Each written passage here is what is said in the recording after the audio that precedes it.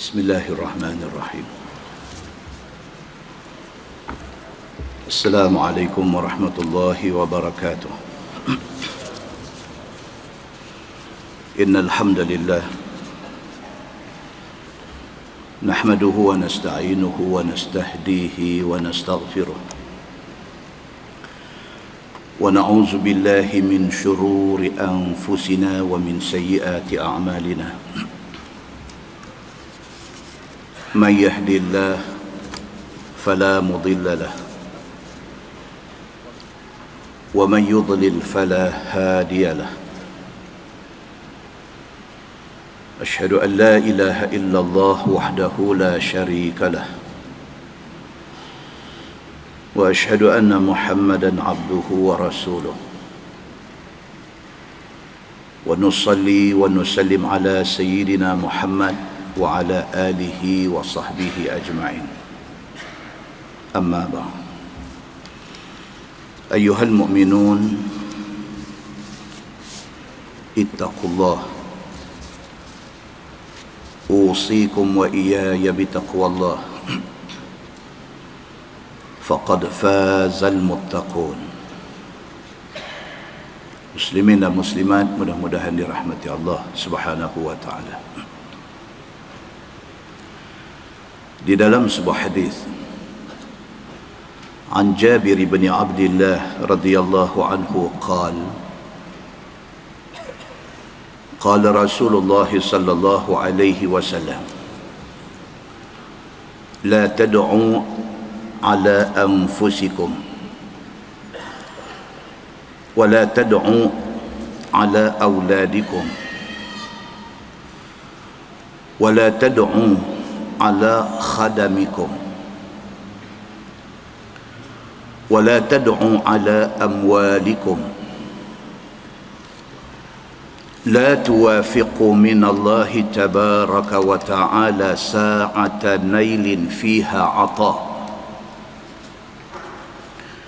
fayastajiba lakum atau kama qala. Hadis sahih riwayat Abu Daud. Daripada Jabir bin Abdullah radhiyallahu an, kata dia, Nabi sallallahu alaihi wasallam bersabda, sabda Nabi, janganlah kamu doa tak elok pada diri kamu sendiri. Kita jangan maki diri sendiri. Jangan duk kata apalah punya sialnya aku ni, jangan. Wala tad'u ala auladikum, dan jangan kamu mendoakan satu yang tak elok pada anak-anak kamu. Anak kita nakai macam mana pun, jangan doa tak elok. Wala tad'u ala khadamikum, dan jangan sekali-kali kamu doa tak elok kepada khadam kamu. Dalam konteks hari ini, orang gaji, jangan maki dia, jangan cakap tak elok pada dia. Wala tad'u ala amwalikum, dan jangan sekali-kali kamu doa tak elok pada harta benda kamu. Kita maki rumah kita, tiap-tiap bulan pai ayam bocor misalnya, maki rumah. Tiap-tiap bulan ada saja blackout, maki rumah. Jangan kita maki kepada kenderaan kita, kereta kita, motor kita, jangan duk maki dia. Siapa yang pesan ni? Nabi sallallahu alaihi wasallam pesan. Pasal apa? Pasal Nabi kata la tuwafiqu min Allah tabaraka wa ta'ala sa'atan nailin fiha 'ata. Nabi kata jangan sampai kita duk bercakap tak elok, kita duk doa benda tak elok pada diri kita, pada anak-anak kita, pada orang gaji kita, pada harta benda kita, pada kenderaan kita, pada rumah kita. Jangan sampai waktu kita doa tak elok itu jatuh bertepatan masa dengan masa Allah mustajab doa. Fayastajibalakum. Nabi kata kalau jatuh gedebuk, kata time mustajab doa, Allah luluskan benda tu.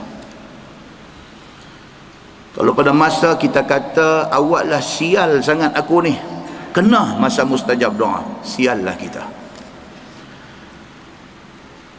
Kebetulan masa kita pergi kata dekat anak kita, apa hang ni macam setan, berdebuk, kata kena masa mustajab doa, setanlah dia. Maka Nabi SAW pesan supaya kita berjaga-jaga dalam soal ini, kerana kita tak tahu bilakah masa yang betul-betul mustajab doa di sisi Allah Subhanahu wa taala. Dalam sebuah hadis riwayat pada Anas bin Malik radhiyallahu anhu, kata dia, kana akhawani ala ahdi Nabi sallallahu alaihi wasallam, فكان أحدهما يأتي النبي صلى الله عليه وسلم والآخر يحترف، فشكى المحترف أخاه إلى النبي صلى الله عليه وسلم، فقال النبي صلى الله عليه وسلم لعلك ترزق به، أو كما قال. Hadis sahih riwayat Imam At-Tirmizi daripada Anas bin Malik radhiyallahu anhu. Dia kata pada zaman Nabi sallallahu alaihi wasallam ada dua beradik, satu abang, satu adik. Fakana ahaduhuma ya'ti an-nabiy sallallahu alaihi wasallam. Dalam pada dua beradik ni, hak seorang ni dia kira nak ikut Nabi sallallahu alaihi wasallam. Kerja tak ada, apa pun tak ada, dia doa ada di masjid Nabi sallallahu alaihi wasallam. Nabi terima wahyu, Nabi baca, dia antara orang yang mula dengar. Dia mengaji dengan Nabi sallallahu alaihi wasallam, dia berjemaah dengan Nabi sallallahu alaihi wasallam. Wal akhar yahtarif, manakala hak seorang lagi yang abang ni dia kerja. Bangkit pagi ingat nak pergi kerja, dah kerja, dah dapat hasil, nak kerja lagi, nak tambah pendapatan. Hasil rezeki yang dia dapat, dia guna untuk sara dia, untuk sara mak bapak dia, untuk sara adik hak tak mau kerja, hak pergi mengaji ke Nabi sallallahu alaihi wasallam. Maka pada satu hari, fashakal muhtarif akhahu ila Nabi sallallahu alaihi wasallam. Abang ni jauh dalam sudut hati dia, dia tak puas hati. Aku susah payah kerja, keluar pagi balik petang, aku susah payah tunggin terbalik cari rezeki, hang tunggu nak makan aja di rumah. Dia tak puas hati. Satu hari dia pergi jumpa Nabi sallallahu alaihi wasallam, dia komplain benda ni kepada Nabi sallallahu alaihi wasallam. Dia habang ke Nabi, dia kata, ya Rasulullah, adik saya ni kerja tak mau, apa pun tak mau, dia duk ikut tuan. Most of dia punya time duk ada di masjid, duk ada dengan tuan. Saya yang duk pergi cari makan semua. Faqala Nabi sallallahu alaihi wasallam, Nabi kata dekat dia, la'allaka turzaqu bih. Nabi kata jangan-jangan di antara punca yang Allah bagi rezeki dekat hang pasal dia. Nabi kata. Nabi kata dekat dia, hang jangan kata dekat adik hang macam tu. Kadang-kadang rezeki yang hang dapat tu pasal Tuhan tengok dia. Betul hang kerja, tapi berapa ramai orang kerja tak ada hasil. Berapa ramai kawan-kawan kita hari ni kena buang kerja. Dengan ekonomi tak elok hari ni kena retrench, kena buang kerja. Dapat sikit pampasan, guna duit pampasan tu pitrai buat menjaga. buang 10,000, buang 50,000, buang 100,000, buang terus, tak dapat balik. Bukan kata tak dapat untung, modal pun tak dapat balik. Berapa orang rajin kerja, pagi keluar malam balik, pergi tangkap kontrak sana sini, orang tak bayang ke dia? Nak dapat kontrak pun 3 suku nyawa. Dah dapat kontrak, kerja dah deliver, dah buat habis, orang tak bayang kat dia. Modal sudah keluar, hasil tak dapat, sampai mai lintasan dalam hati, sampai mai lintas dalam hati ini, nak pergi cari balik sana sempadan, nak bayar 3,000, aku tak mahu tengok muka dia ni. Tuan-tuan, dalam masyarakat kita ada orang yang jadi macam tu. Pasal apa? Pasal rezeki ini kerja Allah Subhanahu wa ta'ala. Tidak semua orang kerja dapat rezeki. Kadang-kadang rezeki itu dapat ada sebab, ada pasal. Di antaranya apa? Nabi SAW kata, la'allaka turzaqu bih. Jangan-jangan, mudah-mudahan rezeki yang hang dapat tu punca pada adik hang ni, yang hang duk tak puas hati kat dia ni, kerana Allah pandang dia, Allah bagi rezeki atas kerja. Dalam sebuah hadis riwayat daripada Mus'ab bin Sa'ad bin Abi Waqqas radhiyallahu anhu. Dia cucu kepada Sa'ad bin Abi Waqqas. Tuan-tuan ingat, Sa'ad bin Abi Waqqas salah seorang daripada sahabat jamin syurga. Cucu kepada Sa'ad bin Abi Waqqas ini, anak kepada Sa'ad bin Abi Waqqas, bukan cucu, anak kepada Sa'ad bin Abi Waqqas ini nama dia Mus'ab bin Sa'ad bin Abi Waqqas. Dia kata, ra'a Sa'dun radhiyallahu anhu anna lahu fadlan ala man dunah. Faqala an-nabiy sallallahu alaihi wasallam, hal tunsaruna wa turzaquna illa biddu'afaikum, atau kama qala, hadis sahih riwayat Al-Bukhari. Anak Sa'ad bin Abi Waqqas, dia cerita hal pak dia, hal Sa'ad bin Abi Waqqas. Dia kata, Sa'ad bin Abi Waqqas, bapa aku ni, pernah sekali dia terperasan. Dia perasan anna lahu fadlan ala man dunah. Dia duk perasan, kata dia ada kelebihan berbanding dengan orang lain. Walaupun dia jamin syurga, tapi dia manusia. Slack sekali-sekala dalam hidup biasa. Kullu bani Adam khata'. Nabi kata tiap-tiap manusia itu ada salah dia. Ada waktu, ada ketika, ada saat dalam pada duk jaga tersilap. Wa khairul khatta'in at-tawwabun. Nabi kata sebaik-baik orang yang buat silap itu ialah orang yang apabila dia sedang dia silap, dia bertaubat, minta ampun pada Allah.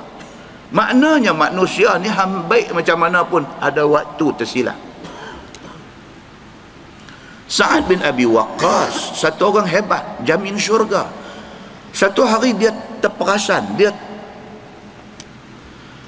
dia rasa seolah-olah dia ada fadlan, dia ada kelebihan berbanding dengan orang lain. Dia rasa dia special, dia rasa dia istimewa.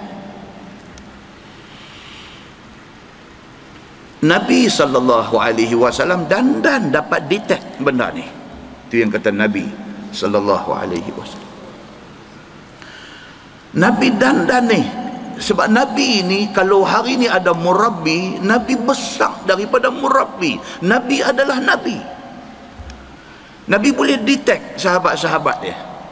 Bila Nabi nampak Sa'ad bin Abi Waqqas sudah mai perasaan macam tu, Nabi SAW kata dekat dia, Nabi kata, hal tunsaruna wa turzaquna illa bidu'afaikum. Nabi kata, hang tak pernah teringat ke yang mungkin Allah bagi rezeki dekat hang, Allah tolong hang dengan sebab ada doa orang-orang yang hang pandang lekeh ni. Hang tak pernah teringat ke benda tu? Bukan semua benda hang buat mendatangkan hasil. Kadang-kadang kita terhindar daripada satu kemalangan. Kita tak tahu. Mungkin di sana ada beberapa orang, ada sekelompok orang, ada kawan kita yang sengap-sengap doa keselamatan kita. Atas makbul doa mereka tu, kita terlepas daripada kemalangan. Nabi kata kepada Sa'ad bin Abi Waqqas, jangan underestimate orang. Jangan pandang rendah dekat orang. Jangan duk pandang orang ni lekeh sangat. Pasal apa? Pasal kadang-kadang apa yang kita dapat tu adalah kerana doa mereka ni. Muslimin dan muslimat yang dirahmati Allah sekalian. Ada satu cerita. Dengar cerita tu dia senyum sikit. Dia kata ada satu kumpulan orang travel, naik bas. Cuaca daripada elok tiba-tiba bertukar jadi cuaca buruk. Tiba-tiba hujan turun lebat, tiba-tiba guruh berdentum, tiba-tiba kilat sabung menyambung, kilat pula duk main tembak ke kiri kanan bas yang mereka naik. Tiba-tiba driver ni kata kita kena berhenti, dia kata. Cerita, jangan duk serius sangat cerita. Tiba-tiba driver bas ni dia berhenti dekat dengan satu pokok, satu batang pokok. Dia berhenti tu. Lepas tu dia berhenti, dia berdiri dalam bas. Semua orang duk ada dalam bas ni. Dia bagi satu ucapan di situ. Dia kata aku dapat rasa. Dia ni pun satu sixth sense. Dia ada satu deria.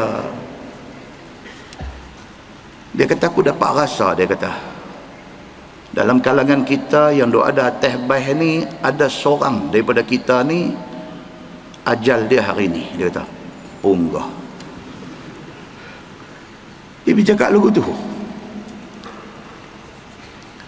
Dia kata dengan kerana dia ajal dia dah tertulis dah hari ni, dan dia duk ada sama dengan kita atas bas ni, dia kata silat-silat hari bulan kita satu bas nanti jalan sekali. Semua apa duk tengok dia. Driver bas ni kata, dia kata now, dia kata listen carefully what I'm saying. Orang putih kata apa dengar elok-elok ni aku nak cakap ni, kata.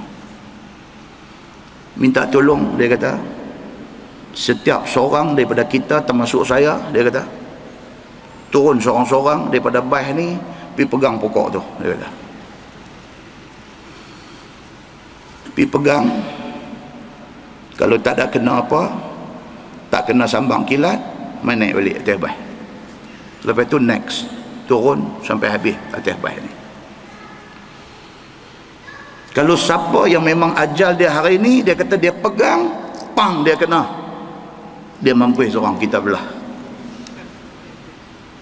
Demi untuk semua orang atas bas ni, hak seorang ni mesti kena pergi. Aku boleh rasa benda ni. Dia pula dengan janggut jenuh ngapa, dia patah sungguh dah. So driver ni kata saya mula, dia kata. Dia turun dengan hujan, dengan kilat duk main, dengan apa, dia turun pergi pegang pokok, tak ada apa, lega. Dia pun takut juga takkan dia. Okey, tak ada apa, alhamdulillah dia naik balik atas bas. Seorang lagi turun, masing-masing sama macam dia, turun pergi pegang, tak ada apa, alhamdulillah naik. Mana dia bukan dia lah, seorang, sehinggalah kawan yang penghabis. Kalau bas 45 orang, 44 orang pergi pegang, okey dah. Hak nombor 45 ni kecok pucat muka ni. Dia kata makna kalau semua selamat, confirm aku, dia kata. So dalam cerita yang bukan hadis ni, dia kata apa? Dia kata so everybody look at him with accusing eyes. Cerita ni asal dalam bahasa orang putih, kan? So bila dah tinggal dia seorang, 44 orang turun pegang selamat, tinggal dia seorang, semua hak duk ada atas bas ni, mata pakat tengok dia hak seorang ni, tengok ni dia kata with accusing eyes. Mata ni tengok memang kata hang lah. Punyalah takut dia ni. Dalam hati ni duk rasa aku dah, memang aku. Dan dia tak mau turun. Depa yang lain atas bas force dia, paksa dia, hang turun. Memang hang lah punya pasal ni, hang turun. Dia turun dengan hati yang berat. Dia kata with 100%, with fear of death in mind. Dia turun pi tu 100%, dia yakin lah memang dia pegang kena gila habis. Dia turun pi, bismillah pegang. Tiba-tiba, ini yang takut ni. Saya masa dapat mesej ni pun baca ketang juga, walaupun bukan hadis. Dia kata dia turun pegang pokok tu, tiba-tiba dia kata there was a huge sound of thunder and lightning. Tang, dia kata, came down and hit the bus. Dia seorang turun, dia turun pergi, dia pun pegang, elok-elok pegang, tang kata bunyi, baih kena, and kill each and every passenger inside the bus. Mati semua ada atas bas ni. Rupa-rupanya kerana dia satu bas selamat. Orang duk kata kerana dia mereka mungkin tak selamat. Rupa-rupanya kerana dia duk ada atas bas tu, satu bas selamat. Bukan hadis, jangan angguk sangat, dengar saja cerita ni. Tapi dalam Quran Allah ada sebut, tapi bukan pasal cerita ni. Allah ada sebut sikit-sikit nak macam cerita ni. Ayat 33 surah Al-Anfal, Allah sebut dalam tu, dia kata a'udzubillahi minasyaitonir rajim, wa ma kana Allahu liyu'adzibahum wa anta fihim. Quran sebut, Tuhan sebut dalam ayat tu, wa ma kana Allahu liyu'adzibahum, dan Allah Subhanahu wa taala sekali-kali tidak akan azab umat itu, wa anta fihim, sedangkan engkau wahai Muhammad duk ada dalam tu. Umat tidak kena azab kerana ada Nabi. Kalau tidak sebab Nabi ini, mereka sudah kena azab atas derhaka mereka. Kerana Allah tengok Nabi ini, maka mereka ditangguhkan azab. Lebih kurang nak main cerita baik tadi. Pengajaran dia tuan-tuan, satu, hargailah semua orang yang ada keliling kita. Itu pengajaran dia. Hargailah semua orang yang ada keliling kita. Yang kedua, kadang-kadang Allah bagi satu kejayaan dekat kita bukan kerana kita, tapi kerana ada orang tertentu di tepi kita. Mungkin orang tu mak kita, ayah kita, mungkin kerana ada mak ni dan kita berbakti dekat dia, dan kerana ada ayah kita berkhidmat dekat dia, Allah bagi berjaya. Bukan pasal kita, tapi pasal dia. Mungkin Allah bagi ni kepada siapa? Allah melihat isteri kita yang ada sebelah kita, dia bersama kita susah senang. Mungkin kerana anak kita, 4 orang anak, kerana seorang anak kita ni, kerana dia Allah bagi kejayaan kat kita. Mungkin kerana adik-beradik kita, mungkin kerana kawan rakan kita, mungkin kerana jiran kita. Kita tak tahu kerana siapa, apakah sebab Allah bagi satu-satu benda, satu nikmat pada kita. Oleh kerana kita tak tahu, hargailah semua orang. Yang ketiga, pengajaran dia, sentiasalah ingat nak buat baik. Tak mau ingat nak buat jahat, tak mau ingat nak iri hati, tak mau ingat nak dengki, tak mau ingat nak fitnah orang, tak mau. Hari-hari buka mata ingat nak buat baik, sampai malam nak tidur nak pejam mata kita ingat kita nak buat baik. Jadilah satu orang yang sentiasa ingat nak buat baik. Dalam sebuah hadis riwayat daripada Abi Sa'id Al-Khudri radhiyallahu anhu, dia kata Nabi sallallahu alaihi wasallam bersabda, Nabi kata la yashba'a mu'min min khair yusma'uh min khairin yasma'uhu hatta yakuna muntahahul jannah, atau kama qala, hadis hasan riwayat Imam At-Tirmizi. Nabi kata tidaklah satu orang yang beriman itu akan merasa puas dengan apa yang dia buat,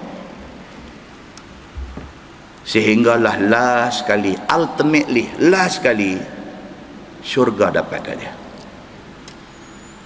Selagi dia tak dapat syurga, kalau dia orang yang beriman, selagi tidak confirm syurga tu hak dia, selagi itu dia tidak akan kenyang, tidak akan puas buat baik. Dia sentiasa nak buat baik. Pasal apa? Pasal dia tak tahu lagi syurga ni confirm tak lagi kat dia. Kalau betul dia orang yang beriman, Nabi kata dia akan sentiasa nak buat baik. Pasal apa? Pasal dia nak confirm syurga jadi hak dia. So jadilah kita orang yang sentiasa ingat nak buat baik. Mudah-mudahan muqaddimah itu memberi manfaat kepada kita, insya-Allah. Kita menggunakan Bahrul Mazi jilid 21. Bahrul Mazi jilid 21 muka surat 90. Muka surat 90 kita sampai masalah, dia kata Ahlus Suffah tiada bagi mereka itu makanan. Kita dah cerita sikit tentang Ahlus Suffah bulan lepas. Bulan ni dia sambung lagi cerita tentang Ahlus Suffah. Siapa tuan-tuan Ahlus Suffah ni? Secara ringkas kita kata mereka ni adalah sekumpulan sahabat Nabi yang kebanyakan mereka bukan orang Madinah. Ada yang mai daripada Mekah, ada yang mai daripada Hijaz, ada yang mai daripada Yaman, ada yang mai daripada macam-macam tempat. Mereka mai dengan niat dia, mai nak duduk di situ, nak duduk, nak belajar ilmu daripada Nabi sallallahu alaihi wasallam, nak sembahyang fardu dengan Nabi sallallahu alaihi wasallam, nak tunggu arahan untuk pergi berjihad, mereka duduk depan. Bilangan mereka yang kata Ahlus Suffah pada zaman Nabi sallallahu alaihi wasallam pernah touch bilangan 600 orang. Dia tak sama masa, ada time ada 20 orang, ada time 100 200 orang, dan dia pernah touch at one time 600 orang duduk di situ. Nabi sallallahu alaihi wasallam cukup sayang mereka ni. Cukup sayang dekat Ahlus Suffah ni. Pasal mereka duduk tidur bangun dengan Nabi, hari-hari duduk ada dengan Nabi, Quran turun mereka terima dulu. Nabi cukup sayang kat mereka ni. Sahabat-sahabat Nabi pula bergilat-gilat nak jamu makan dekat mereka ni. Sama ada jamu makan dalam bentuk bawa pergi hantar dekat mereka di pinggir masjid Nabi itu, ataupun buat makan di rumah, invite mereka, jemput mereka pergi, jemput 10 orang, 20 orang, ada yang buat besar sikit panggil 100 orang. Sentiasa sahabat-sahabat Nabi ni ambil turn untuk nak jamu makan dekat mereka ni. Dan Ahlus Suffah yang paling famous ialah Abu Hurairah radhiyallahu an. Kita cerita panjang pasal dia last month. Dan tempat duduk mereka ialah yang kita bagi tahu bulan lepas, di belakang makam Nabi. Petak makam Nabi itu habis, dia ada satu pangkin di belakang tu. Depan pangkin tu dia ada rak letak Quran. Di situlah spot tempat Ahlus Suffah duduk pada zaman Nabi sallallahu alaihi wasallam. Kalau tuan-tuan pergi di Masjid Nabawi, dia paling hampir dengan bab Jibril. Dia panggil bab Jibril, maksudnya apa? Tempat Jibril, pintu Jibril, pintu Jibril. Pasal apa panggil pintu tu pintu Jibril? Pasal pada masa tu berlaku kejadian anjing, anak anjing pergi duduk di bawah pangkin rumah Nabi sallallahu alaihi wasallam. Maka dengan kerana tu Jibril tak masuk rumah Nabi. tempat Jibril duduk berdiri tu, ambil sempena tu dia panggil apa? Dia panggil pintu Jibril. Ada riwayat kata di situlah arah Jibril duduk mai bila dia nak jumpa Nabi. Dia masuk daripada arah itu, ambil sempena itu, di situ dipanggil bab Jibril. Hari ni kalau tuan-tuan pi ziarah makam Nabi, keluar kot pintu Baqi'. Kita keluar tu, kita tengok balik kiri, pintu selepas babul Baqi' itu babu Jibril. Pi lagi sikit babun Nisa, pintu perempuan. Betul dengan bab Jibril tu, di situlah pangkin tempat Ahlus Sufah duduk. Pada zaman sahabat, selepas wafat Nabi, selepas sahabat dan sebagainya, di situ diletakkan satu yang saya sebut bulan lepas, dia panggil Dakkah Al-Aghawat. Dakkah ni maksud dia apa? Tu kursi kayu besar tu. Hari ni kalau kita pergi, kita nak masuk tu, polis masjid duduk atas bangku kayu besar tu, kan? Dengan kayu sugi dia tu, bangku kayu tu dia panggil Dakkah. Dal kaf ta marbutah, Dakkah Al-Aghawat. Dakkah Al-Aghawat. Al-Aghawat daripada perkataan ara, alif ghin ya, tak ada titik, ara. Ara ini maksud dia chief, ketua ataupun syekh. Dakkah Al-Aghawat maksudnya kursi yang syekh duduk.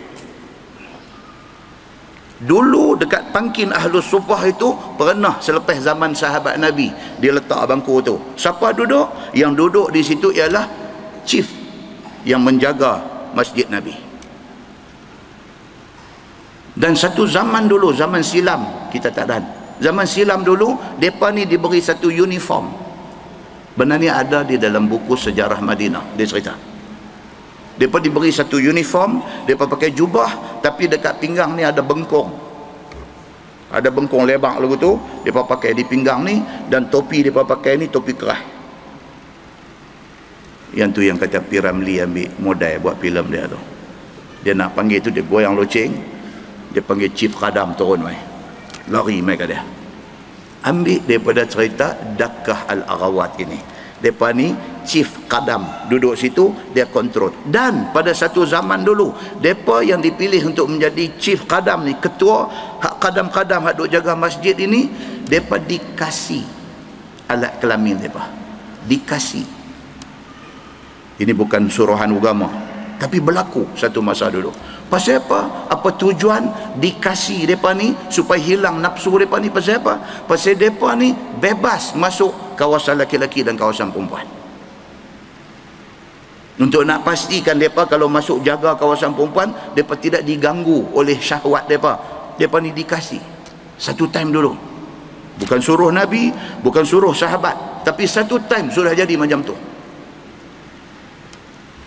Muslimin dan muslimat yang dirahmati Allah sekalian, hari ini Dakkah Al-Aghawat ni semua tak ada. Bangku tu dia papi letak di pintu masuk, di situ dah jadi pangkin. Dia letak rak-rak Al-Quran, pakai berebut duk naik duk baca Quran, duk iktikaf dan sebagainya atas tu. Di situlah sejarah Ahlus Sufah dulu.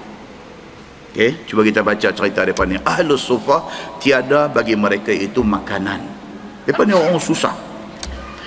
Adalah Ahlus Sufah itu ialah orang yang fakir, miskin, yang berpindah daripada negeri asal mereka, sama ada Makkah ataupun lainnya, dan orang yang tiada baginya rumah untuk dijadikan tempat tinggal. Mereka ni mai daripada negeri luar dan mereka susah, tak ada rumah, tak ada makan, tak ada apa. Maka orang-orang ini menumpang berlindung diri di tempat teduh yang ada di Masjid Nabi sallallahu alaihi wasallam. Dulu di situ dibuat satu semurup. Tahu semurup? Orang sini tahu, Astro tak tahu. Buat satu semurup. Sama kalau tuan-tuan baca sejarah Kaabah, sejarah Kaabah. Hijr Ismail, tahu Hijr Ismail? Hijr Ismail tu dulu semurup. Semurup. Dia tarik satu bumbung mai jadi semurup macam tu. Di situ belah kambing dan orang-orang pergi tumpang berteduh. Tu asal Hijr Ismail, dia macam tu. Asal saya dulu belah kambing, tuan-tuan. Tuan-tuan, tahun 74, siapa pergi Mekah tahun 74, dataran tawaf pasang lagi, ada pasang lagi, semen half, pasang half. Zaman rompi dengan kapal Malaysia Raya dulu, naik kapal haji, kapal ayang dulu ni, duk pakai syekh fil-filan, kepala batik. Zaman tu dataran tawaf yang hari ni kita tengok dengan marble putih, tahun tu, tahun 70 awal dulu ni, masih ada pasang lagi di situ.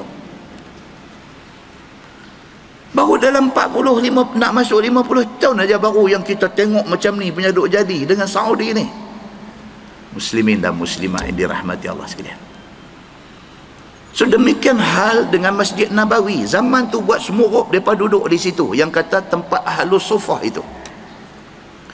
Dan mereka itu adalah penuntut Nabi SAW dan pemuda-pemuda yang berjemaah semayang bersama dengan Nabi pada tiap-tiap waktu. Mereka ni lah yang duk bagi jadi ramai masjid bila masuk waktu semayang.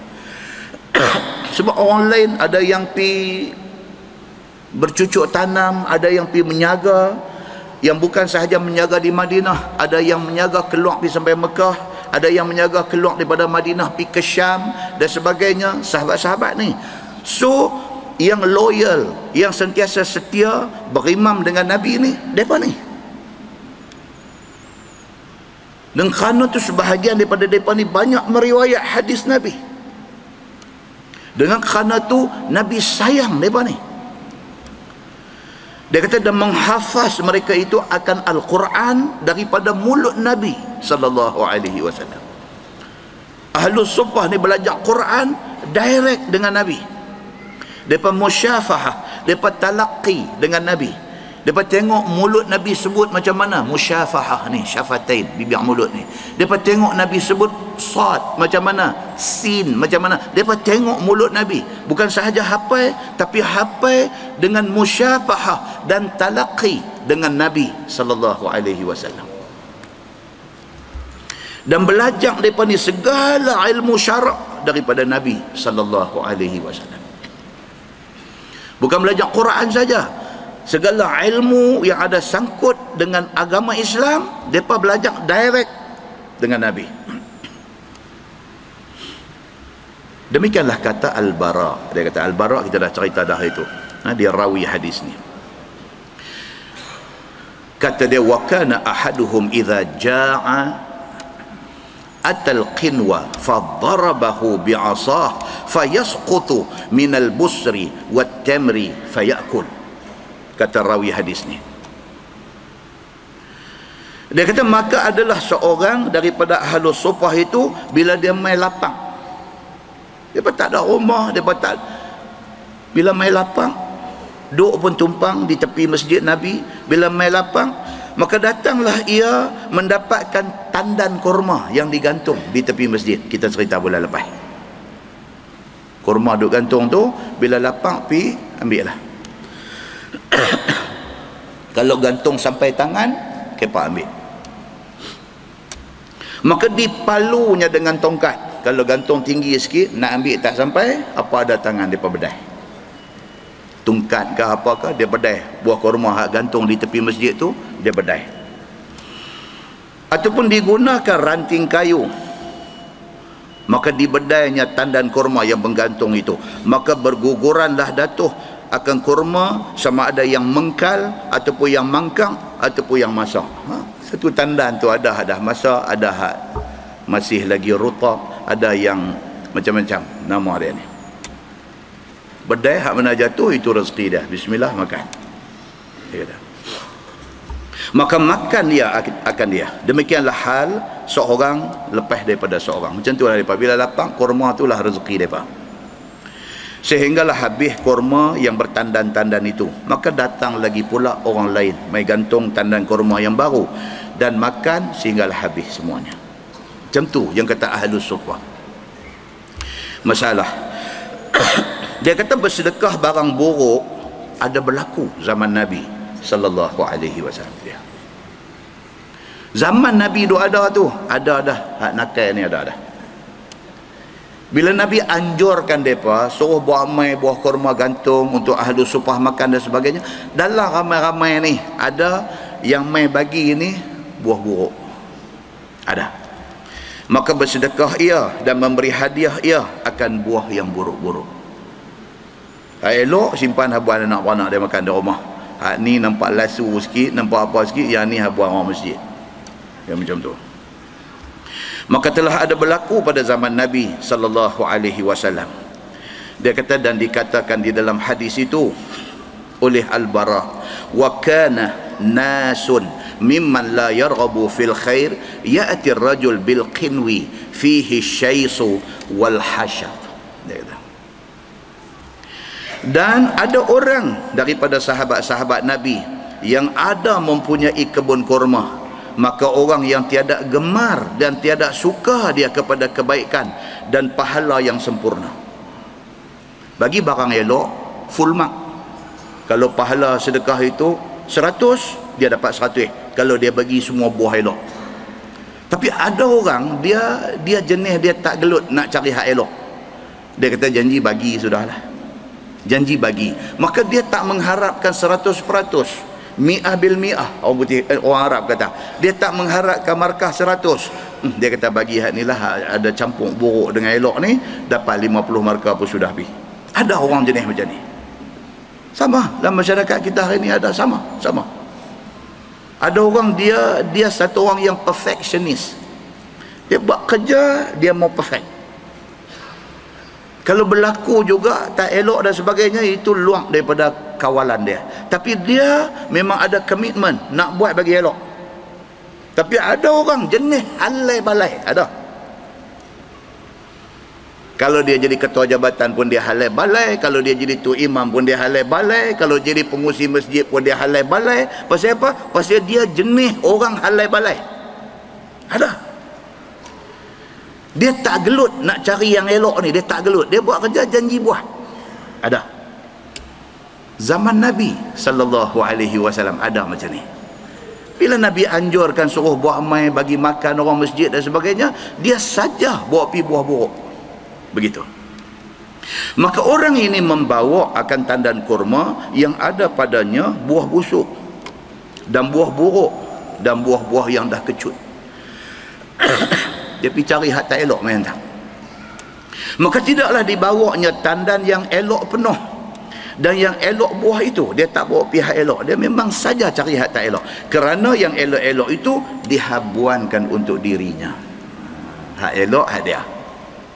Dan juga katanya lagi sambung dalam hadis tu, wabil qinwi qadin kasara, dia kata, dan dibawanya tandan kurma ke masjid itu tandan yang sudah patah, tak elok, ada patah dia pergi hantar, dan buahnya tidak mau masak elok. Kalau bagi durian ni bagi hak mangkap. Kawan ni punyalah seronok dapat durian buah belakang kita, duk bau tu pun merambui elok dah. Sampai-sampai di rumah bawa turun anak pakai serabut mai ayah durian lompat-lompat koyak-koyak mangkang semua. Pasal apa? Pasal kau hak bagi tu pun mangkang juga. Masya-Allah. Dan kita kemudian digantungkan tandan-tandan yang tersebut itu. Dia bawa buah tak elok, dia pergi gantung di tepi masjid. Maka berbuat khairat seperti yang demikian itu tidaklah menjadi berbekah di hati orang fakir dan miskin. Bahkan itu dianggap menghina mereka. Dia kata, kita pergi bagi barang tak elok dekat orang susah, orang yang memerlukan. Orang susah pun tak gamak nak pakai baju hak kita bagi tu. Kita pergi bagi baju hak kita tak mau pakai, kita pergi bagi dekat mereka, dekat anak yatim, dekat orang susah, mereka pun tengok baju tu, baju hak mereka pun elok lagi pada tu. Akhirnya orang susah ni rasa apa dalam hati dia? Dia rasa dia dihina. Pahala yang kita cari, dosa kita dapat. Pasal apa? Kita menyakitkan hati dia. Sebab lah kita tengok tuan-tuan kan, corporate body lah ni, badan-badan korporat lah ni, bila main bulan Ramadan sebelum raya, bawa anak-anak yatim, bawa pergi kedai supermarket, beli baju di sana. That is the right way yang kena buat, yang orang semua kena buat. Jangan pergi duduk cari dalam lemari baju lama apa tu, tak mau. Ambil satu baih, bawa depan ni, bawa pergi supermarket, PD section yang berkenaan, yang kena dengan umur mereka, hampa pilih. Berapa? Bayar. Islam mau macam tu, baru nampak kita memuliakan mereka. Muslimin dan muslimat yang dirahmati Allah sekalian. Maka tidak dipermuliakan orang-orang susah ni sebagai memuliakan saudara-saudara yang mulia. Kalau nak hormat orang, jangan buat macam tu. Muslimin dan muslimat yang dirahmati Allah sekalian. Maka didatangkan dan dikemukakan kepada mereka itu, diberi makan dan diberi hadiah yang elok kepada mereka itu. Kalau kita nak muliakan dia, kita anggap dia guest kita, dia tetamu kita, cara dia lain. Cara dia lain. Tapi kalau kita tak muliakan dia, cara kita lain. Orang yang kena tu dia tahu, dia ni, dia welcome aku ke dakgah, kita boleh tahu. Cik Ustaz main mengajar masjid, tuan-tuan. Allahu Akbar. Kadang-kadang setengah masjid kan. Saya tak pernah kenal kita. Kesian tengok ustaz-ustaz ni mai daripada mana tah ni nak main masjid ni. Dia spend masa dia spend, bukan masa perjalanan mai, bukan masa dia mengajak 1.5 hour. Before dia mai, dia baca, dia study, dia apa, appreciate lah kesusahan yang dia buat. Adalah komiti masjid ke apa ke, tunggu di sana sambut dia masuk mai, dia habis mengajar, ikut dia pikat kereta, angkat tangan, seronok dia rasa dia dimuliakan. Main naik nyong duduk mengajar, habis turun nyong pakai kasut sendiri, pergi cari kereta sendiri, seorang pun tak ada AJK masjid. Kita tak tahu hormat orang. Orang tu mai bagi ilmu kat kita. Orang tu spend masa dia dengan keluarga dia. Dia buang masa tu untuk kita. Tak bolehkah bagi sikit respect? Dia bukan ustaz yang minta 3,000 satu ceramah. Dia satu ustaz ikhlas mai nak menyampaikan ilmu. Tak bolehkah bagi satu respect dekat dia? Duk baca pasal tandan kurma, ya tak pergi ke mana lah, kena bawa contoh tu, baru kita nampak betapa kita tak reti hormat orang. Muslimin dan muslimat yang dirahmati Allah sekalian, gembirakan hati mereka ni, macam mana para sahabat Nabi gembirakan hati Nabi. Nabi bukan harap duit, penghargaan yang ditunjukkan cukup untuk menggembirakan Nabi. Muslimin dan muslimat yang dirahmati Allah sekalian. Dan pula pekerjaannya demikian itu, mengajak diri tamak dan haloba dan kasihkan diri sendiri. Ni jenis duk bagi kat orang benda buruk, benda rosak dan sebagainya. Ini menunjuk kata orang hak bagi ni selfish. Dia penting diri sendiri, tidak mau berpedulikan sama-sama saudara dia. Dia bukan peduli orang, dia tak respect orang, dia kira dia aja. Pelajarannya di sini ialah, dia kata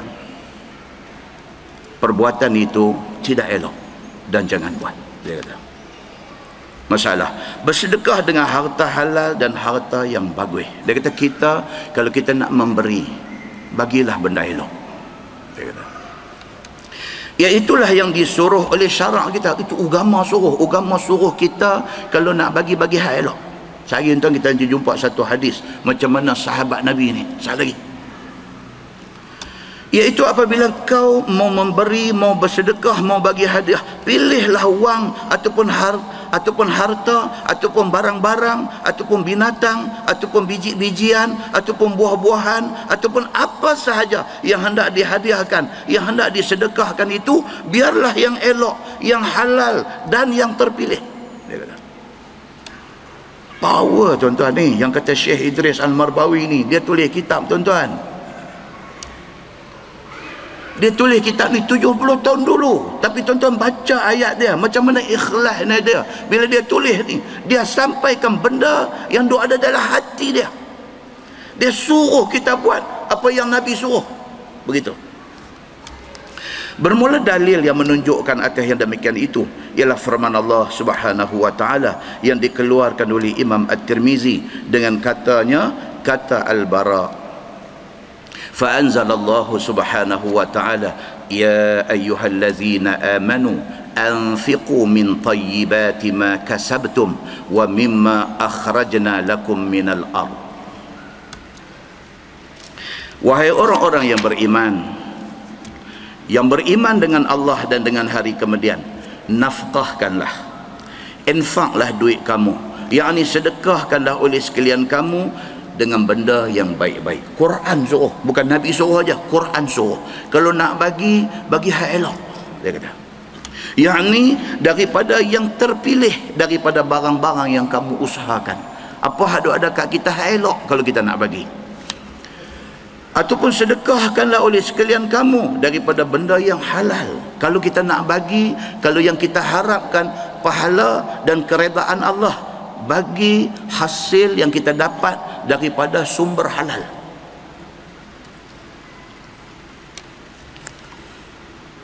Sama ada sedekah itu sedekah wajib ataupun sedekah itu adalah sedekah sunat. Sedekah wajib maksud dia apa? Zakat. Ada orang tanya, dia teks ustaz, Assalamualaikum ustaz, dia kata nak tanya sikit, boleh tak boleh saya nak bayar zakat, saya guna duit interest bank? Apa punya la ilaha illallah. Zakat itu benda ibadah, nak pergi bayar dengan duit interest bank? Kita kata janganlah, itu benda ibadat. Jangan kita rosakkan ibadat kita, pada awal dah rosak dah. Teks, ustaz nak tanya, boleh tak saya nak pergi haji, saya nak pakai duit saya menang loteri hari tu ni? La haula wala quwata illa billah. Ya ni dia panggil apa? Dia panggil haji kerosot. Kerosot. Hampir buat haji nak pakai duit tikam ekor. Oh, punya orang. Tak boleh. Ni yang dia nak abang kat kita. Dia kata kalau benda menyangkut ibadat, jangan sangkut dengan duit-duit macam ni. Tak mau. Dia kata perelokkan ibadat kita. Muslimin dan muslimat yang dirahmati Allah sekalian. Kata ulama, zahir sepotong ayat yang tersebut itu menunjukkan atas wajib zakat pada sekalian harta yang kita dapat daripada usaha kita. Ayat tadi juga boleh dipaham, kata bila dah kita dapat duit tu kita simpan dan cukup nisab dan cukup haul, zakat kena keluar. Satu. Dan masuk padanya juga zakat emas, zakat perak, zakat binatang, zakat perniagaan dan sebagainya. Sama. Adapun firman Allah, wa mimma akhrajna lakum minal ard, maka iaitu dalil atas wajib zakat biji-bijian dan juga zakat buah-buahan. Itu sebab dalam setengah mazhab, contohnya mazhab Hanafi, dia kalau orang tanam durian pun kena zakat. Dia pakai ayat ni. Dia tak masuk dalam zakat perniagaan, dia masuk zakat tanam-tanaman, dia kira. Zakat buah pun kena, dia kata. Muslimin dan muslimat yang dirahmati Allah sekalian, bersedekahlah sekalian kamu daripada barang yang telah kamu keluarkan bagi sekalian kamu daripada bumi. Tuhan kata apa? Yang hampa duk dapat hasil ni aku bagi. Tuhan kata, hampa tanam padi, hampa dapat hasil tu Tuhan kata aku bagi. Hampa buat menyaga, hampa untung tu aku bagi. Tuhan kata, ingat apa juga benda yang hampa dapat aku bagi. Tuhan kata, bagi balik atas jalan infak pada jalan Allah. Muslimin dan muslimat yang dirahmati Allah sekalian, masalah dia kata bersedekah benda yang buruk-buruk itu dilarang oleh agama. Jikalau sekiranya yang elok-eloknya ada tetapi diagih-agihkan dan dihabuankan pada dirinya. Kalau dia ada dusun durian, buah elok ada, tapi buah elok dia buat jual, buah tak elok dia hantar mahat tahfiz, yang tu tak boleh. Tapi kalau musim tu tak ada elok, semua mai buah tak elok, dia bagi dekat mahat tahfiz, dapat pahala. Pasal dia bukan sengaja pilih hak tak elok nak bagi, tapi musim tu semua tak elok. Nampak beza dia? Ini yang Syekh Marbawi nak kata. Kalau sekiranya ada yang elok tapi dia taruh kat dia, yang tak elok dia bagi, itu salah. Dan ada pun jikalau tidak ada yang elok, dia kata, maka iaitu tidak salah. Ada pun semua tak elok, itu saja yang ada. dia bagi, tak salah. Kerana bukan niat dia nak bagi tak elok, tapi itu sahaja yang ada. Muslimin dan muslimat yang dirahmati Allah sekalian. Bermula dalil yang menunjukkan atas larang sedekah benda tak elok dengan sengaja itu ialah firman Allah, wala tayammamul khabitha minhu tunfiqun. Itu ayat Qurannya. Dia kata, dan janganlah sengaja sekalian kamu akan memberi yang buruk-buruk dan yang huduh-huduh daripada harta kamu. Jangan saja bagi harta elok. Sama ada emas, perak, tanam-tanaman, biji-bijian, buah-buahan, binatang dan sebagainya, nafkahkanlah, sedekahkanlah, hadiahkanlah oleh sekalian kamu yang elok-elok daripadanya. Walastum biakhidhihi illa an tughmidu fihi. Padahal tiada sekalian kamu mau mengambil sekiranya diberikan kepada orang lain. Dia kata benda tu kalau orang bagi kat kita apa kita tak mau? Pasal apa yang kita pergi bagi kat orang? Dia adalah satu hadis qudsi. Nabi kata apa? Dia kata, dha' yadaka ala sadrik fama ahbabtahu li nafsik fa ahibbahu li ghairik. Ambil tangan tak atas dada. Tanya diri kita, apa yang kita suka orang buat kat kita, itu kita buat kat orang. Kita tanya diri kita, kita suka orang buat apa kat kita? Kita suka orang hormat kita, kita kena hormat orang. Kita tak suka orang buat apa kat kita, kita tak suka orang maki kita, kita jangan maki orang. Very simple punya teaching yang Islam bagi dekat kita. Tak payah pergi duk mengaji tinggi-tinggi benda ni. Just put tangan kita, put your hand dekat dada ni, tanya diri kita sendiri, aku suka apa? Aku suka orang hormat aku, dan aku kena hormat orang. Macam itulah kalau apa benda kita tak suka orang buat kat kita, jangan kita pergi buat ke orang. Tapi kita terbalik, kita mau orang hormat kita, kita tak erti hormat orang. Kita tak suka orang fitnah kita, tapi kita fitnah orang. Muslimin dan muslimat yang dirahmati Allah sekalian, demikian Islam ajak mereka kita cukup cantik. Sambung hadis tadi, dia kata, qala law anna ahadakum uhdiya ilaihi mithla ma a'tahu lam ya'khudhu illa ala igmadi wa haya. Dia kata, sabda Nabi SAW, jikalau bahawasanya satu orang daripada kamu dihadiahkan kepadanya seperti yang dia bagi kepada orang miskin tadi, nescaya tak mau ambil dia. Benda buruk hak dia bagi ke orang tu, kalau orang bagi kat dia, dia tak mau. Dah tu hampir bagi ke orang buat apa? Itu. Melainkan kalau dia nak ambil juga dengan memejamkan mata atau loran gitu. Bagi benda kita ni kan, alamak apa dia pergi bagi kat aku macam ni, nak ambil juga pasal nak jaga yang muka dia, pejam mata ambil. Kalau sampai macam tu, benda seumpama tu jangan bagi ke orang. Ataupun dia kata ambil juga kerana malu. Orang tu dah bagi mai kat kita, kalau kita tak ambil sekali lagi dia malu, kerana nak jaga malu tu, ambil juga. Padahal hati tak mau.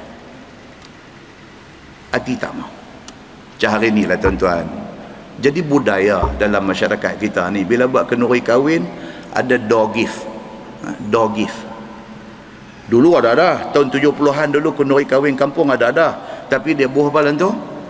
Dia buah kuih karai, dia buah hulu ikan mai, kan? Satu masa dulu kan rumah kampung dia ada siling tebuk di atas tu. Atas tu daripada buat operasi duk bubuh ni apa semua, duk suar turun dulu. Lah ni ada juga door gift, tapi dia tak bagi dah telur obuih. Dia tak bagi dah kuih karai buah hulu, tak bagi. Dia pergi beli coklat Trebo apa ke 2 biji, dia buah dalam tu, dia pergi bagi apa yang akhirnya 10 orang dapat door gift tu. Kalau ada seorang balik pergi duk buka makan, alhamdulillah. 10 orang dapat, 10 orang ambil, dia singgah tahun lain tinggal tu. Kalau macam tu nak jadi, tak payah buat. Allocation, peruntukan untuk door gift tu kita add masuk dalam makan, bagi makan sedap sikit. Lebih baik Dah tak boleh, tak buat macam ni. Mereka kata apa ni, tak buat dah lagi. Duk kira orang nak kata apa. Betul tak betul? Tu nampak ramai yang gua setuju lah. Adat ni hak baik boleh ikut, tapi kalau hak tak baik ataupun hak tak dapat dah, tak boleh ikut. Muslimin dan muslimat yang dirahmati Allah sekalian, yang ni seolah-olahnya diterima dengan terpaksa ataupun kerana malu Allah. Betul ni, malu Allah. Malu Allah ni maksud apa tuan-tuan? Kerana malu kita kalah. Malu Allah. Sekiranya tidak diambil, takut dikata orang sombong. Kita pergi kenuri, orang bagi jenis dogi, kita nak kata ada tak apa, action orang bagi. Jadi malu Allah, ambil. Lepas tu lagi pergi buang merata. Kan? Benda macam tu. Ataupun tidak diambil, barangkali boleh jadi kecil hati dan marah orang yang bagi. Boleh jadi. Dia bagi kita tak mau. Kan? Macam kisah salam laki-laki perempuan lah. Sama macam tu lah. Syekh Al-Azhar daripada Mesir main melawat Malaysia. Dia diberi sambutan oleh kerajaan. Depa line up, menteri-menteri ada lelaki ada perempuan. Dia tu kalau sampai kat menteri perempuan ni, kalau boleh dia tak mau salam lah. Dia dengan jubah labuh mai. Ni temunye-munye duk suar tangan nak salam. Temunye-munye ni leceh tuan-tuan. Dia temunye-munye duk suar tangan nak salam. Jadi Syekh Al-Azhar ni dia tak maulah, tapi takut saya lagi jatuh hayang muka. Dia pun suar tarik. Ada pula handphone duk ambil gambar pula. Ni dia. Macam ni punya sengit duk ambil pam. Viral. Syekh tak boleh pakai. Nampak tuan-tuan? Situasi itu gagal difahami oleh semua orang. Muslimin dan muslimah yang dirahmati Allah sekalian. Dan dia kata inilah yang duk jadi, takut kecil hati, takut marah, takut apa, akhirnya buat juga benda yang tak payah buat tu. Kemudian dia kata, maka jikalau engkau terima pemberian orang yang sedekah ataupun orang yang hadiah itu dengan perasaan yang demikian itu, kita tak mau tapi ambil juga, pasal nak jaga hati, pasal takut dia kecil hati, macam-macam, maka maaflah engkau memperbuat ke hati orang yang demikian. Maka mengapalah engkau pergi buat yang demikian pada orang itu? Kalau kita terpaksa takut orang kecil hati, yang kita pergi buat bagi orang rasa kita kecil hati balik, pasal apa? Tak payahlah begitu.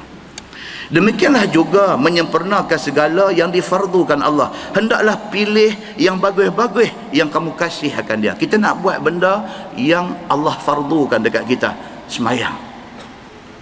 Nak semayang, pakai lelo. Pasal apa? Pasal buat ibadat ni kita nak present di depan Allah. Kalau kita nak kena pergi buat presentation di tempat kerja kita nak kena buat presentation di depan orang-orang besar, di depan bos-bos kita, tahu pula kita prepare punya elok.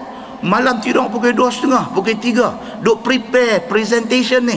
Pasal apa? Pasal ni kita respect dekat kawan hak kita nak pergi present ni. Ini Allah Subhanahu wa ta'ala, Tuhan Rabbul Alamin. Kita semayang kain pelekat saja, pakai kain pelekat aja, baju pun tak pakai, adjust bagi atas pusat sikit aja, adjust. Punya tak respectnya kita kepada Allah Subhanahu wa ta'ala. Dia kata firman Allah Subhanahu wa ta'ala, a'udzubillahi minasyaitanir rajim, lan tanalul birra hatta tunfiqu mimma tuhibbun. Maksudnya tidak dianggap engkau mencapai hakikat taat yang sebenar sehinggalah engkau nafkahkan barang yang paling engkau sayang. Quran kata kita tidak dianggap sebagai orang yang taat kepada Allah kalau kita tak bagi benda hak kita sayang. Kalau kita bagi benda hak nak buang, makna kita sebenarnya tak ada taat kepada Allah. Tuan-tuan, dalam Sahih Muslim dia mai hadis cerita tentang ayat ni. Dalam sebuah hadis riwayat Al-Bukhari, dia kata an Anas bin Malik radhiyallahu anhu yaqul kana Abu Talhah akthar al-ansar bil madinati malan min nakhlin wa kana ahabbu amwalihi ilayhi bayruha wa kanat mustaqbilat al-masjid wa kana Rasulullah sallallahu alaihi wasallam yadkhuluha wa yashrabu min ma'in fiha tayyib. Qala Anas falamma unzilat hadhihi al-ayah lan tanalul birra hatta tunfiqu mimma tuhibbun qama Abu Talha ila Rasulillah sallallahu alaihi wasallam faqala ya Rasulullah inna Allah tabaraka wa ta'ala yaqul lan tanalul birra hatta tunfiqu mimma tuhibbun wa inna ahabba amwali ilayya bayruha wa innaha sadaqatun lillah arju birraha wa dhukhraha indallah fadha'ha ya Rasulullah haitsu araka Allah.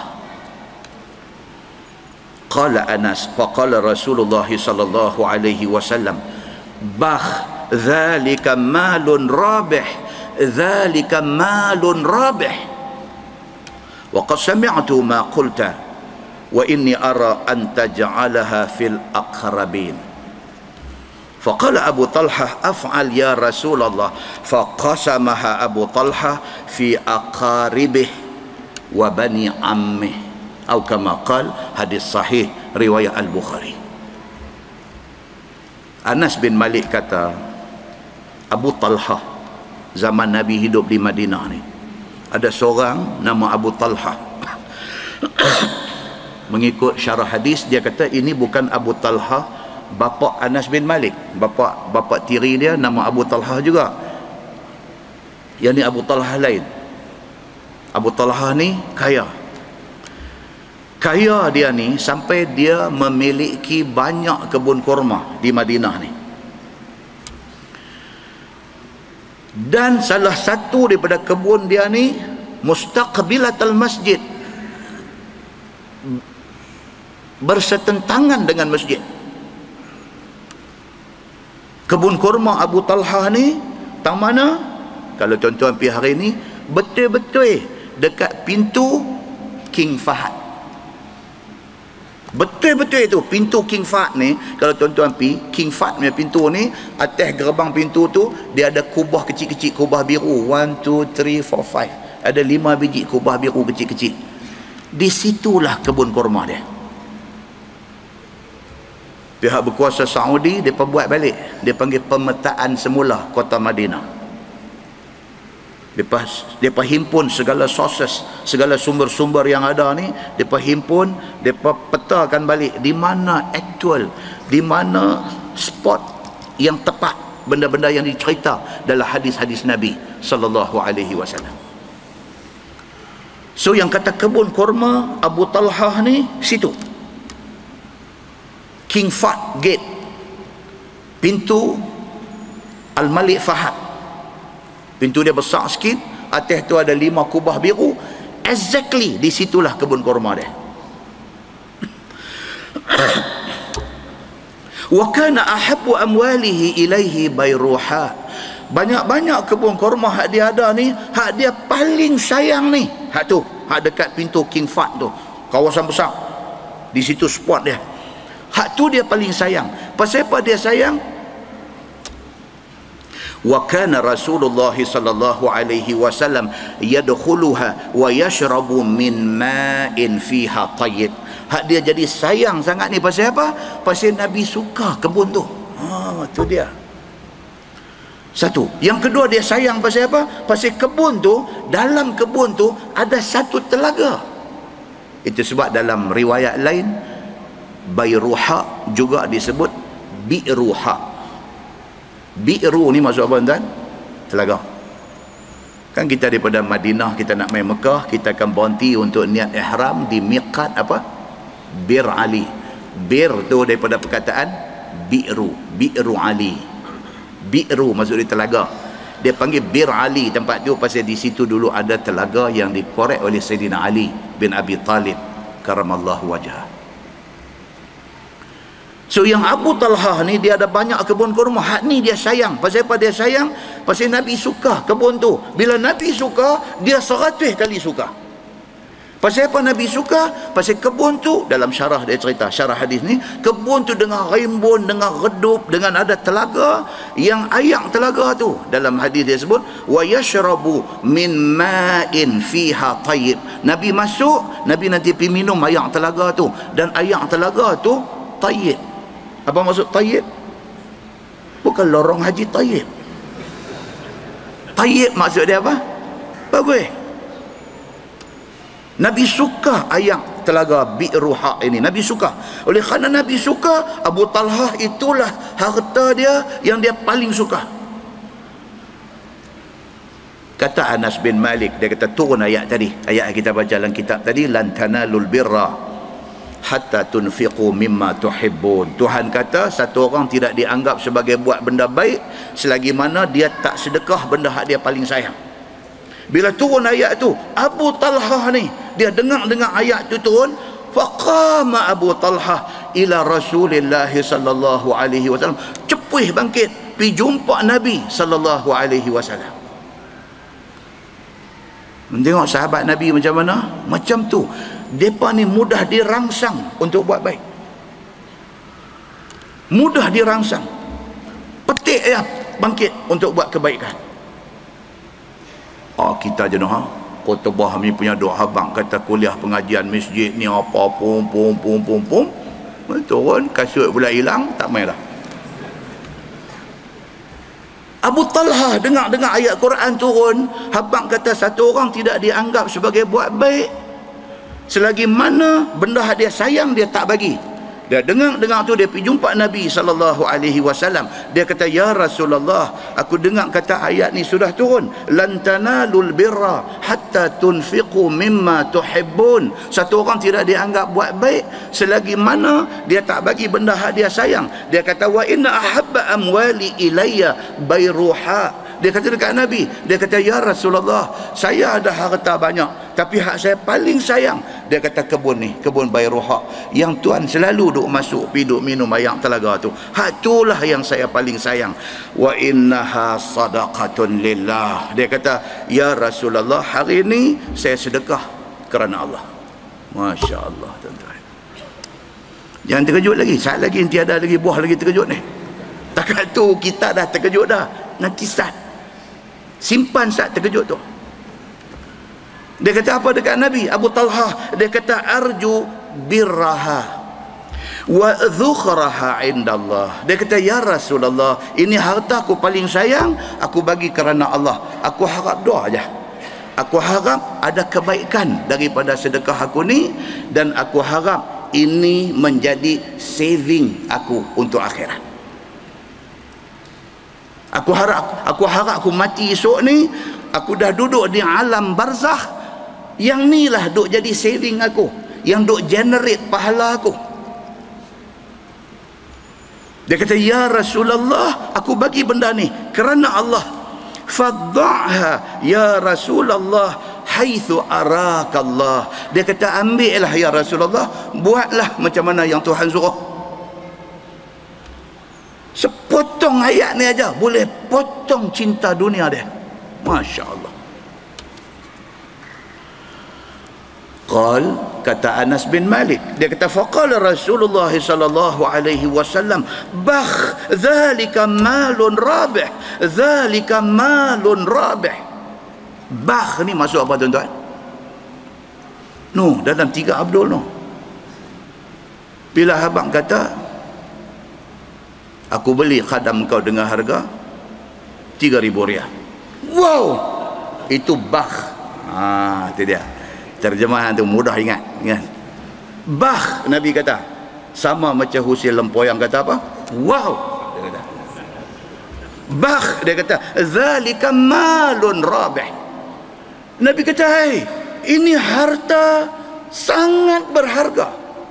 Rabih, berharga. Kan dalam hadis Nabi kata, bila satu orang masuk main masjid duk melilau, kita nampak dia duk melilau, kita kata, Syekh, cari apa? Dia kata, kunci kereta jatuh, tahu tak tu. Dia buat gitu kan.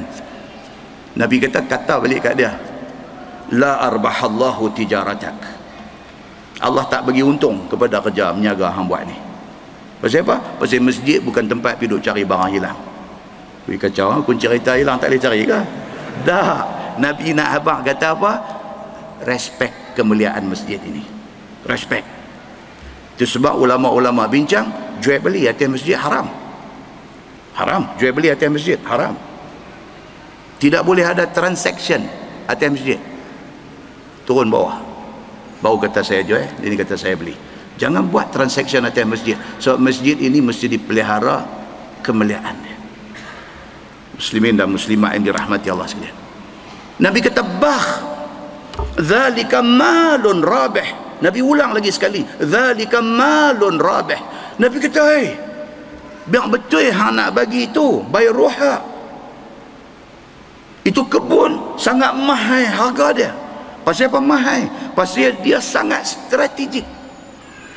Location dia, kedudukan dia tu, tuan-tuan, kalau kita pergi Madinah, tuan-tuan tahu yang kata Madinah Hilton. Okay.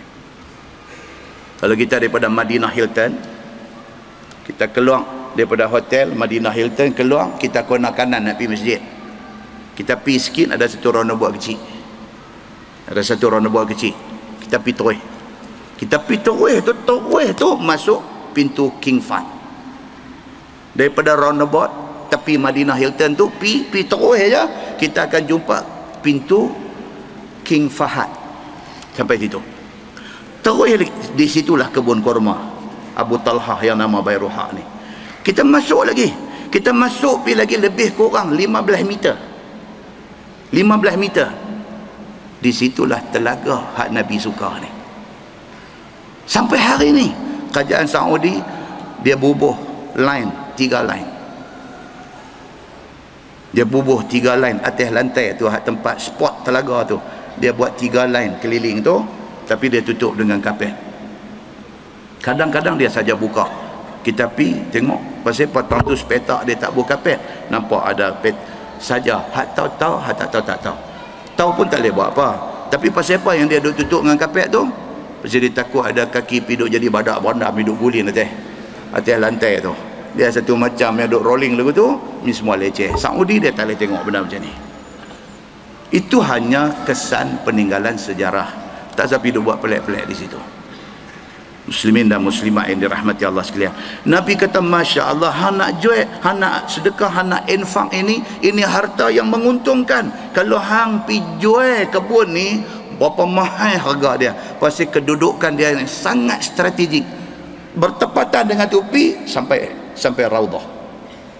Sampai Raudah Masjid As-Said Nabi sallallahu alaihi wasallam. Nabi kata dekat dia, waqad sami'tu ma qulta. Nabi kata, aku faham apa yang hang kata. Aku faham niat hang.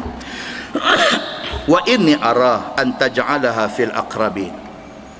Nabi kata, tapi Nabi bagi saranan dekat Abu Talha. Nabi kata, tapi aku rasa lebih baiklah daripada hang infak benda ni, hang pergi bagi dekat adik-beradik hang. Kalau betul hang nak pahala, Nabi kata dekat dia, hang pergi bahagi-bahagikan kebun ni kepada adik-beradik hang. Faqala Abu Talha respon kepada Nabi. Dia kata, af'al ya Rasulullah.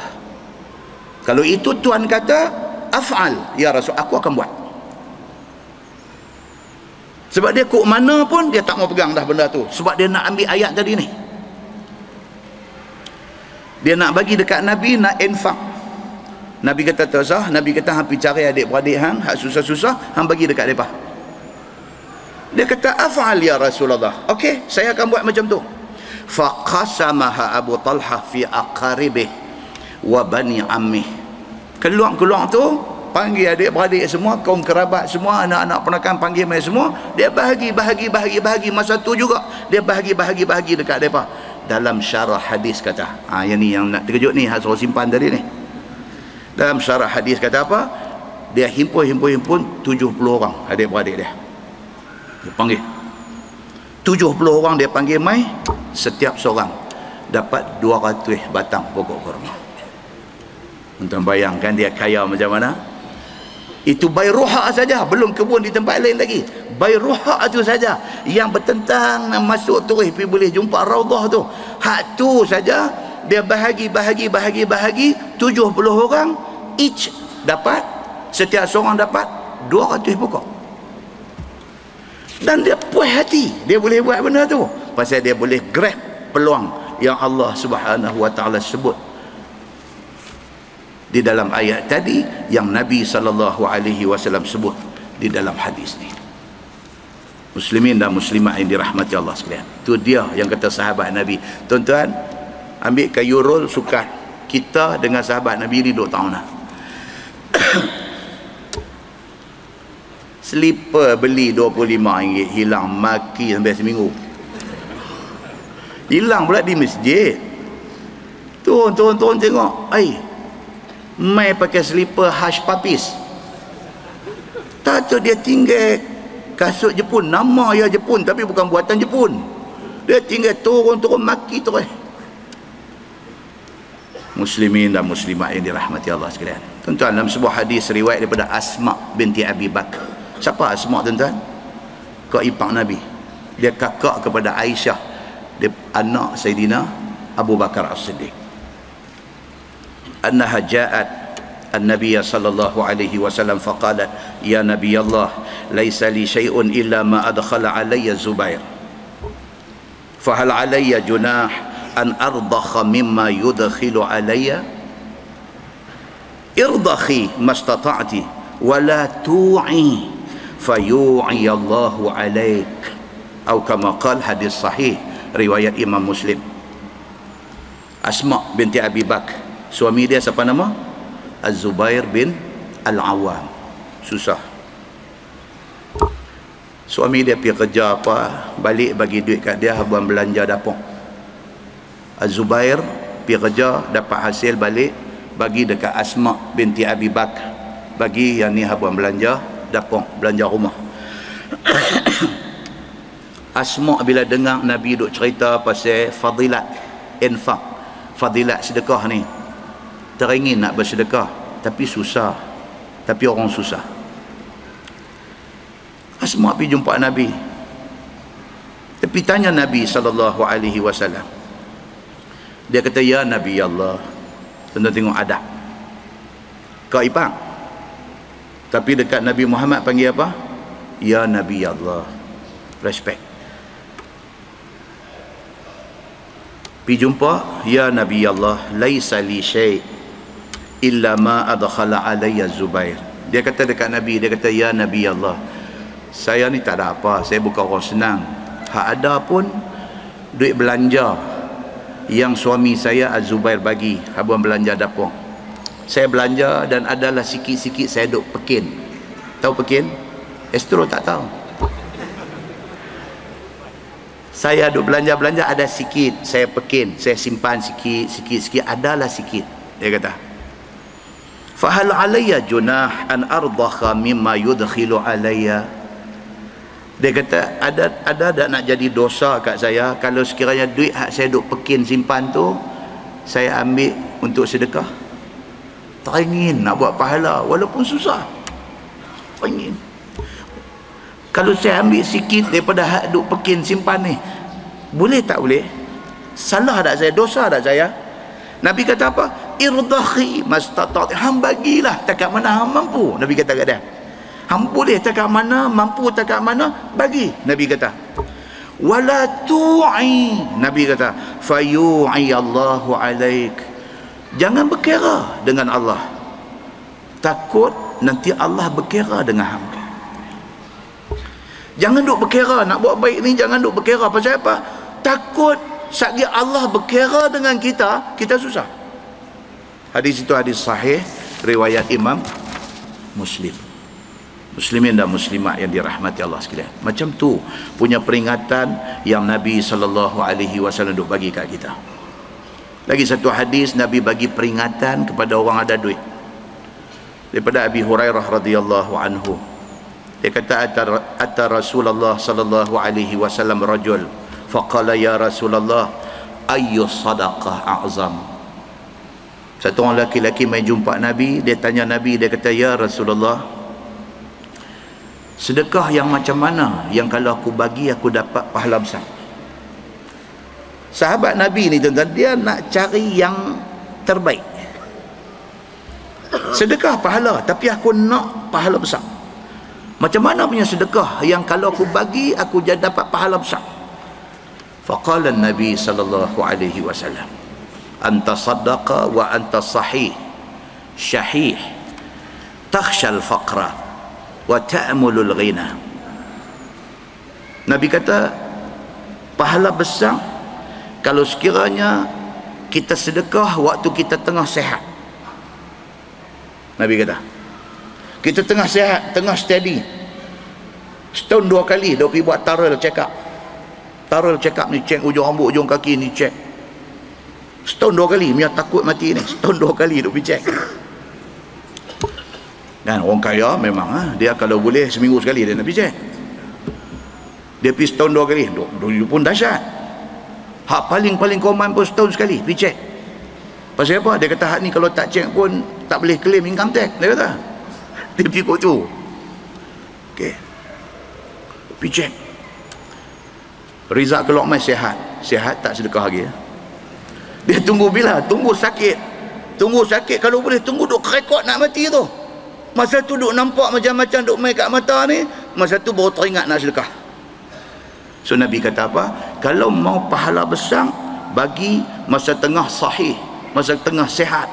Syahih, bagi pada masa kita tengah hati rasa sayang dengan duit. Syahih dia panggil, sayang duit, masa tu bagi. Takhshal faqra, bagi masa kita duk rasa kita takut jadi miskin. Ni dia duk monitor, tengok duit dia dalam bank ni bulan ni dah ada 50,000, dia tengok lepas pada setahun tengok ada 120,000, tu turun balik tinggal 30,000, ada takut. Masa tengah takut tu tak mau sedekah apa. Kalau masa tu, masa hati duk rasa takut nak sedekah tu, masa tu bagi, masa tu pahala besar. Nabi kata wa ta'mulul ghina, bagi masa hati kita duk angan-angan nak jadi kaya. Duk angan-angan, dia target dah. Dia kata by end of this month saya target saya punya saving mau duk ada 500,000. Dia duk pasang angan-angan nak kaya. Dia kata aku tak ada lah ingat sampai nak jadi macam Robert Koch tu semua. Dia kata amboi, contoh banding pun dengan Robert Koch kan. Dia kata aku target ni, dia kira-kira sampai umur 55 ni ada dekat 2 million sudah. Ni orang macam ni dia kata apa? Nabi kata ta'mulul ghina, orang yang angan-angan nak jadi kaya ni, angan-angan tu kedekut dia mai lah. Dalam pada tu kalau dia bagi sedekah bagus. Pasal apa? Pasal dia boleh tekan nafsu tak elok dia boleh lawan. Nabi kata apa tang hujung? Wala tumhil hatta idza balagatil hulqum. Nabi kata jangan duk tangguh, jangan duk tunggu sampai nyawa sampai di hulqum. Nyawa duk sampai tani dah. Orang duk sebelah duk kata la ilaha illallah, nak ikut tak boleh dah. Duk bunyi lagu tu tak boleh dah, nak ikut tapi duk tak boleh dah. Ni dia duk main tani dah, nyawa duk main tani. Masa tu dia main lintasan dalam kepala, dalam fikiran ni duk main apa? Duk ingat ni nak bagi dekat kau ni, nak bagi kat kau ni. Siapa kata? Nabi kata ketika sudah sampai di halqum, qulta li fulan kaza wa li fulan kaza. Masa tu dia kata apa? Aku nak bagi dekat dia ni banyak ni, aku nak bagi kat dia ni banyak ni, aku nak bagi kat dia ni banyak ni. Ala, Nabi kata ketahuilah waqad kana li fulan. Nabi kata memang pun harta tu akan jadi hak orang lain. Nyawa sampai tani, berapa banyak ada dalam bank, confirm surah akan jadi hak orang lain. Hangpi dengan keingkapan tu lah, hangpi dengan amalan hang lah. Hang tinggai segala benda yang ada atas dunia ni, semua tinggai. Muslimin dan muslimat yang dirahmati Allah sekalian, duit hak kita duk ligan target ni, apa akan jadi? Jadi hak anak-anak kita. Akan jadi hak anak kita. Mati kita lepas seminggu, lepas sebulan dia tukar kereta. Lepas seminggu, lepas sebulan, dia tukang kereta. Mai cuti, dia pergi holiday di London. Ni yang kita pergi masuk dengan kain putih 3 helai, dengan apa pun tak ada ni. Pasal apa? Pasal duk ingat nak ligan jumlah duit dalam bank ni. Hak kita duk simpan, duk pekin belanja tu. Dia tukang kereta sebulan lepas kita mati. Dia pergi London. Dia pergi London buat apa tuan-tuan? Dia pergi Wembley Stadium, pergi tengok bola. Allahu Akbar. Pasal apa? Pasal dia kata Alhamdulillah. Dia kata bapak tinggal tak banyak, tak sampai 1 million pun, dia kata. Kita dalam kubung apa tuan-tuan? Kegelapan, kesempitan. Muslimin dan muslimat yang dirahmati Allah sekalian, itulah yang disebut oleh Nabi SAW. Macam mana para sahabat, dia kata masalah menerima pengajaran yang baik ialah orang yang baik dan orang yang betul. Marbawi kata apa? Orang yang dengar hadis malam ni, dia terima apa yang Nabi doa abang ni, dia orang yang baik. Dia beruntung. Dia beruntung. Soalnya segala pengajaran dan petunjuk yang ada di dalam segala masalah yang kita duk baca ni, segala hak kita duk baca malam ni, bulan lepas, bulan yang lepas-lepas, semua hak kita baca tu adalah pengajaran yang baik-baik, dia kata. Maka yang terima semua pengajaran itu dan amalkan dia akan jadi orang yang baik dan betul. Siapa yang dengar? Bukan Ustaz Samsuri kata, Nabi SAW doa abang kat kita. Saya tolong baca untuk diri saya dan untuk kita semua. Siapa yang dengar, dia pegang dan dia praktis, dia untung dan dia bertuah, dia kata. Betapa tidak, kata Syekh Marbawi, kerana ia pengajaran daripada Allah Subhanahu wa ta'ala, yang sebenarnya Allah itu amat belah kesian kepada hambanya. Tuhan kesian kat kita. Itu sebab dia duk habaq ni. Dia habaq ni, kalau kita buat benda ni, kita selamat. Pasal apa? Pasal Tuhan kesian kat kita. Dia nak suruh kita selamat. Begitu. Maka bila Allah Subhanahu wa ta'ala bagi satu-satu pengajaran, lalu terus diterima pengajaran itu, dapatlah taufik dan ilham yang baik daripada Allah, dia kata. Dia tuan-tuan doa. Kita selalu dengar orang bagi ucapan wabillahi taufiq wal hidayah, kan? Apa beza taufik dengan hidayah? Hidayah ni petunjuk. Kerana Allah bagi hidayah, kita main masjid malam ni. Tidak semua orang yang main masjid boleh praktis apa yang dia dapat. Dia boleh amalkan apa yang dia dapat kalau Allah bagi taufik pada dia. Different. Stage pertama kita dapat hidayah. Alhamdulillah tuan-tuan, syukur kita dapat hidayah. Syukur banyak-banyak kita dapat hidayah Allah. Minta sikit lagi, minta Allah taufikkan kita. Allah bagi taufik dekat kita, kita dapat strength, kita dapat kekuatan untuk nak buat. Dan kita dapat taufik dan hidayah Allah. Begitu. Dengan sebab itu berkata At-Tirmizi dalam hadis tu, qala kunna ba'da dhalik ya'ti ahaduna bisalih ma indah. Kata Al-Bara, maka jadilah kami para sahabat Nabi ini, kemudian daripada turun firman Allah tadi ni, melarang kami akan perbuatan-perbuatan yang disebut sebagai tak elok tadi ni. Bila dengar dah Nabi pesan, Nabi baca ayat Quran, Nabi pesan, sahabat-sahabat Nabi yang dengar ni, tak ada siapa dah pergi ambil buah kurma hak buruk pergi gantung di masjid, tak ada dah.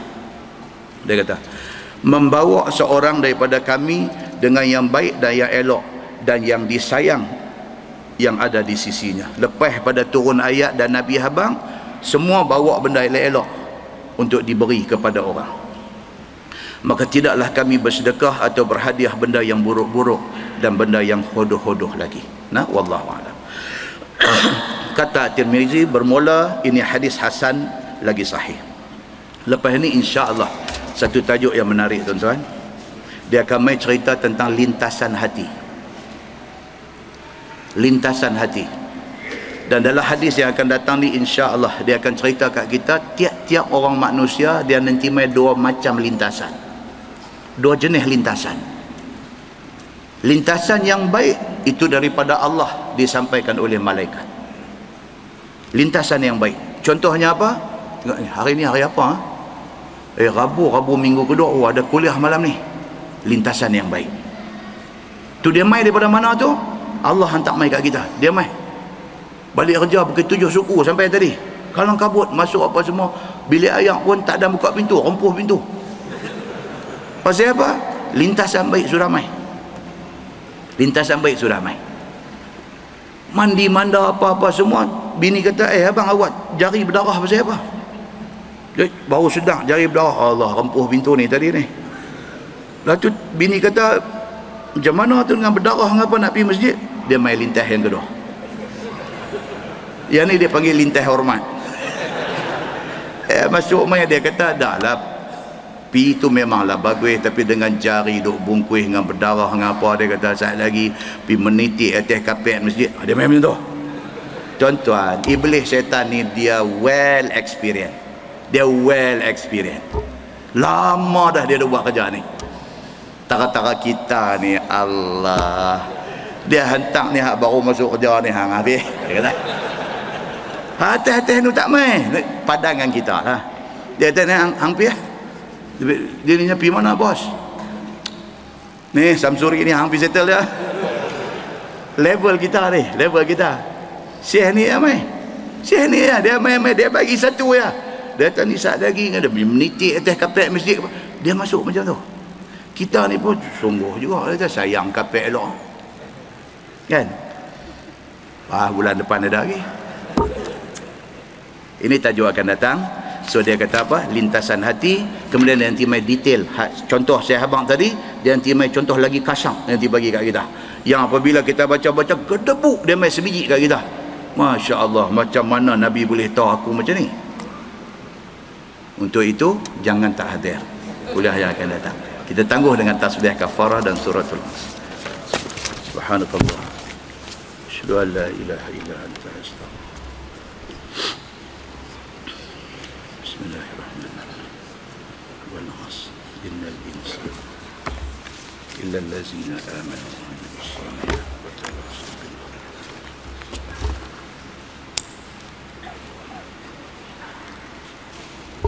اللهم صل على محمد في الأولين والآخرين وسلم ورضي الله تبارك وتعالى عن ساداتنا أصحاب سيدنا رسول الله أجمعين. بسم الله الرحمن الرحيم. الحمد لله رب العالمين حمدا يوافي نعمه ويكافئ مزيده. يا ربنا لك الحمد كما ينبغي لجلال وجهك الكريم وعظيم سلطانك. رضينا بالله ربا وبالإسلام دينا وبمحمد نبيا ورسولا. اللهم افتح علينا فتوح العارفين وارزقنا فهم النبيين بجاه خاتم المرسلين. اللهم فقهنا في الدين وعلمنا التأويل واهدنا صراطك المستقيم.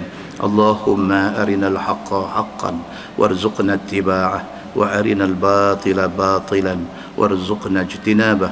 اللهم اجعل جمعنا جمعا مرحوما وتفرقنا من بعده تفرقا معصوما. وصلى الله على محمد وعلى آله وصحبه وسلم والحمد لله رب العالمين. السلام عليكم.